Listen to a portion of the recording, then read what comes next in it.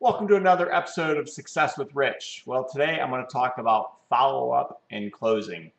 This is probably one of the most important pieces of the puzzle. Actually, the most important is obviously contacting, inviting, and the prospecting piece, getting people exposed to your business or product.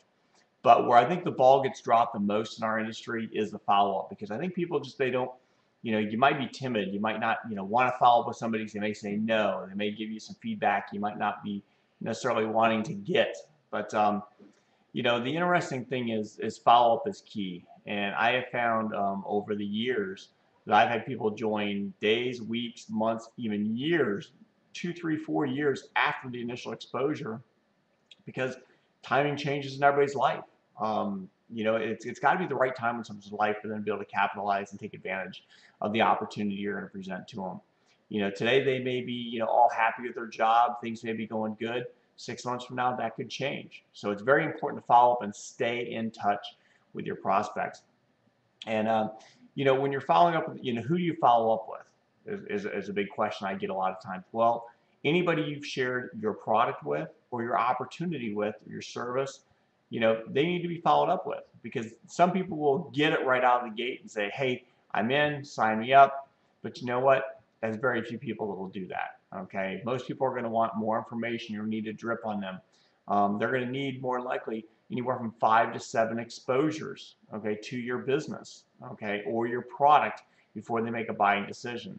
And those exposures, all companies have different things that can be done, whether it be the website, whether it be follow-up emails, whether it be a video, whether it be samples, whether it be a DVD, whether it be a CD, all these things, an opportunity meeting, a training, a corporate event that's going on. These are all exposures that somebody could actually look at to kind of gain more belief in what they're doing. And what I found when I follow up with people is the two most common objections that you get are, I don't have enough time, or I don't have the money. And I can tell you both of those are priorities, not facts. Okay, because everybody has 24 hours in a day, and money, if they say they don't have the money, it's just not the right time in their life, or they don't see the business, see the opportunity, because they truly seen how this business can change their life, as you've seen, because obviously you're involved in the industry. They would find the money some way. The same way, and I've heard this analogy years and years now, is that somebody's got a regular job and they wake up tomorrow morning and all 4 tires in their car are slashed and they can't go to work. They're going to find $500 to put 4 new tires in their car so they can go to work. Otherwise, their whole lifestyle is going to crumble. Everything's going to fall apart. They're not going to just sit in their house. So my tires are flat. I can't go to work. I'm going to lose everything I've worked for. They're going to find a way to make it happen. Okay. And most people, the biggest reason that I have found that people don't join, whether it be right away or even time on, as time goes by, is that they just don't believe they can do it.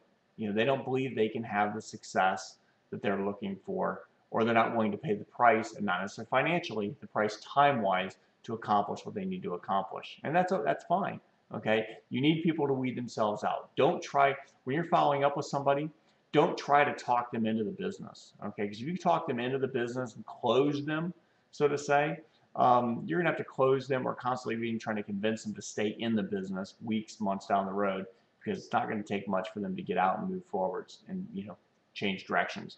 So when I talk about closing, I'll be the first one to tell you that I'm not a big closer. I don't, I'm not a hard closer, telling people, hey, they need to join now. It's more subtle. I will answer the questions, to get them more information, give them the facts, of the products or services, and then walk them down a path and say, what would you like your next step to be? And let them tell you, after they've been presented everything, what would you like your next step to be? Do you see yourself being a customer, or do you see yourself actually making money with our company? And those are very closing questions, but they're very, non-threatening as well when you're going through the process. But, when you're following up, remember that professionals are going to sort, okay, through this process. Amateurs will try to convince. Okay, so don't try to convince people to join in your business. And how many times do you follow up? That's kind of a loaded question, because some people will say, hey, only a handful of times. If somebody flat out says no, they're not interested, they're rude, they're mean, whatever, well then, you know what? I probably wouldn't follow up with that person again personally. Okay, unless some door opened up to do something again. But As long as people are nice, which 99% of people are going to be nice. If you handle your business professionally, you show them what you got from the product standpoint, service standpoint, or the opportunity, and it's done professionally, they're going to more likely thank you, and they may make a decision, they may not. Okay? But you're not looking for the maybes. You're looking for the yes or no's. No, it's not the right time in my life right now. Great. Do you mind if I stay in touch with you over and keep you posted on my success as I'm moving forward? Most people are going to say yes, no problem. Okay?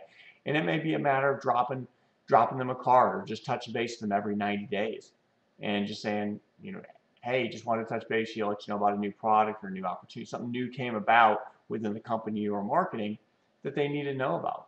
Or just want to let you know, hey, has timing changed? Things are happening. I'm having a good success in my business. And especially people in your warm market, a lot of times they want to see if you're going to stick to it. And if they see you sticking to it for a year, 2 years, 3 years down the road, you know what? They're going to think, hey, you know what? This thing's working. I need to really take a look at it. And especially if they start seeing your lifestyle change and the patterns of what you're doing, to having a different lifestyle, that's going to drive some people as well. But I will also tell you that, just when you start making money and you make a full-time income in this business, does it get any easier to recruit? Not really. Believe it or not, it doesn't. Because I'll give you a prime example. I got a gentleman, a good friend of mine that I know would be a dynamo in this industry, and I've approached him for the last 10 years, in the companies, and he just doesn't get it, doesn't see it. And when I approached him this last time, actually not last time, probably about 6 months ago, his response to me, and it was quite comical, but his response to me was, you know what, Rich, it's not for me. You got lucky, you got in at the beginning. You know what? He had the same opportunity. I presented it to him to get involved. And you know what? It doesn't matter when you get involved in the company. The timing has a big piece of the puzzle for, having success in a company that you join. But you know what? Everybody has the same company, same compensation plan, same all this stuff, that there's people that join companies all the time and have success. So that's not necessarily a process to go there. But be very professional in your follow-ups. I've always found that, I always stay in touch with my prospects. Every 90 days, I follow up with them. I'm in touch with them with a card or give them another DVD. People that I want to constantly approach, I'll send them maybe 2, 3, 4, 5. Sometimes people received a dozen DVDs from me, over the course of a couple years. I always try to send prospects a birthday card, an anniversary card, maybe a holiday card, a Thanksgiving card. Something to just set yourself apart, because, people will join you if they know how much you care and they want to be part of a winning team. And if they know you're part of a winning team and you're carrying yourself professionally, they want to be part of that. And that's what's been very key to me growing my businesses, is always staying in touch, with those people. So, that's on follow-up and closing. Like I said, I'm not a hard closer, but following up, getting their questions answered, staying in front of the people, not hounding them, not stalking them. Okay, if somebody tells you you're not interested, don't call them every week trying to convince them to get involved in the business. Move on to the next person. Okay, you should have, over the course of 6 months, 12 months, 2 years in the business, you should have 50, 100, a couple hundred people in your pipeline of people that have looked at the business that haven't made a positive decision yet to move forward. And you'll find that every month you'll have 1 or 2 of those people that will contact you back and that will join your business. And that's how these big leaders consistently are bringing in 2, 3, 4 people a month. It's not their dynamite. I'm not a dynamite recruiter, but you know what? On average, I've always recruited about 3 people a month. And some months I'll be the first one to say, some months I don't recruit any. Some months I might recruit 3 or 4 or 5. But you know what? The months I don't recruit any isn't because I wasn't working. I'm doing the same activities. I've had this conversation with people on my team before when they get a little frustrated because they haven't sponsored anybody in a couple months. Well, you know what? We all go through those spells. You're going through the numbers. I'm no different than anybody else. I have the same challenges that everybody else has out there when they're building their business. The only difference is I keep moving through those challenges, and I always have, to build a successful business. So that's the key. Follow up. We're gonna have a lot more coming to you on follow up, and in more specifics with scripts and how to say, what to say. But stay tuned, and until next time, expect a great day.